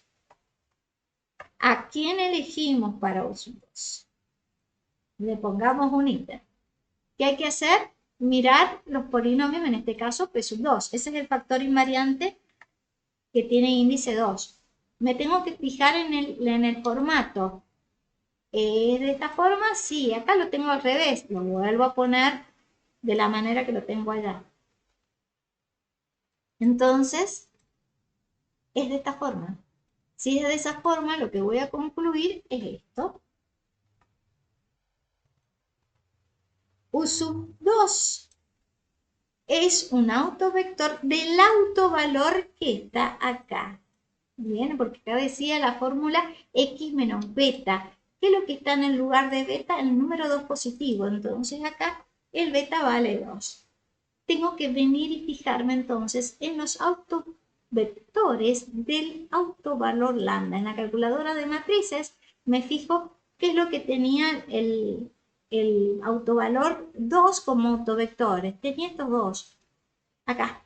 Fíjense, ahí hay uno y hay otro. Tengo dos elecciones para hacer. ¿Cuál es la que elijo? Entonces, de acá yo ya sé que U sub 2 puede ser igual a este. ¿Bien? No se lo voy a dejar porque ya lo voy a necesitar. Puede ser igual a ese. Tengo dos. Elijo uno. Una vez que elegí, vengo a fijar. ¿Se acuerdan que ese uno me quedó esto, no? Acá estos ya son trucos, ya son mañas que uno va aprendiendo cuando uno va haciendo esto. De uno me quedó esto. Lo voy a poner acá, lo voy a recuadrar para tenerlo presente. Le doy una mirada, lo tengo que venir copiando porque la mirada me va a quedar un poco molesta. Este U sub 2, yo lo que tengo que hacer al final para armar R es tomar los vectores de B sub 1 y pegarle este otro acá al lado. Entonces me quedaría esto. Y acá yo más o menos me voy fijando a ver si esto va a ser libre o no antes de empezar a sacar cuentas. ¿Sí? Acá parecería de que va a ser libre. Entonces me quedo con esa elección. Ya lo voy mirando, así lo voy relojeando a ver si me va a dar. Hasta el momento, a ojo, parece que sí. Bien. Parece. No sé. Crucemos los dedos, que Dios nos ayude, que todo salga bien. Vamos entonces con este de acá. Perdón, con la fórmula.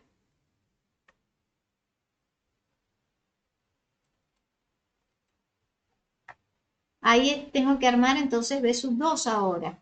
Y acá tengo que poner donde diga ahí hasta 2. Pero antes de seguir cambiando todo, acá tengo que considerar el polinomio P sub 2.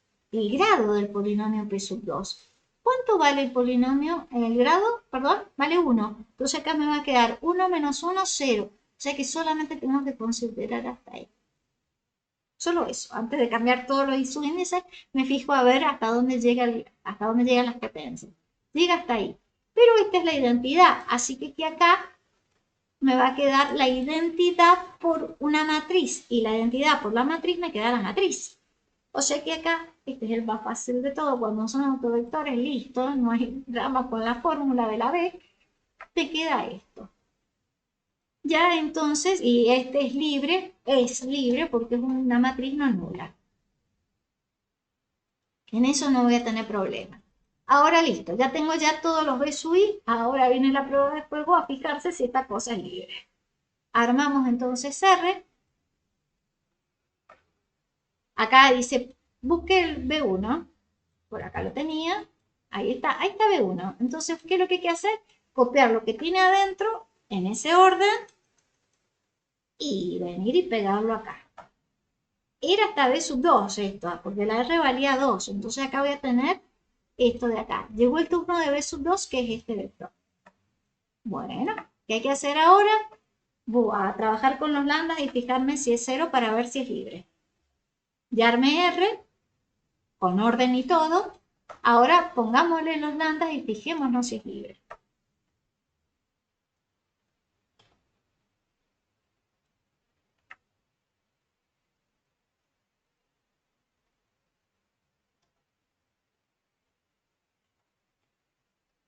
Entonces, acá tiene que quedar la matriz nula de 3 filas y una columna. Saco la cuenta de acá. Me queda entonces esa matriz igualada a 0.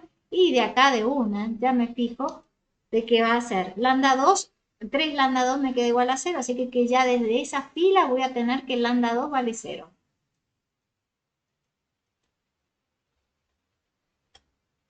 Si lambda 2 vale 0, lambda 3 también me va a quedar igualado a 0. Tengo que armar el sistema y sacarla y destacar los lambda. ¿Y qué me queda? El lambda 1. El lambda 1, este vale 0, este también, así que el lambda 1 también vale 0. Bien, listo. Todos los lambdas que aparecen acá son ceros. Por lo tanto, el conjunto R es libre. Y ahí está la base racionalizante. ¿Por qué? Porque yo ya tengo todos los datos. La diapositiva acá estaba más claro. Cuando estaba en la base racionalizante.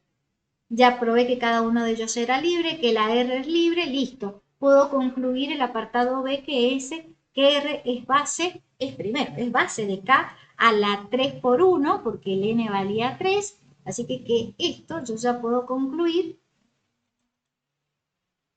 que esta R es base de el K elevado a la N.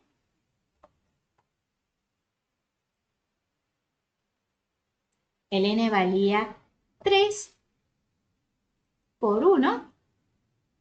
Y además se va a llamar base racionalizante para A. ¿Bien? Corroboremos a ver si es cierto que es esto. Si no es cierto, tenemos un problema. Armemos esta fórmula.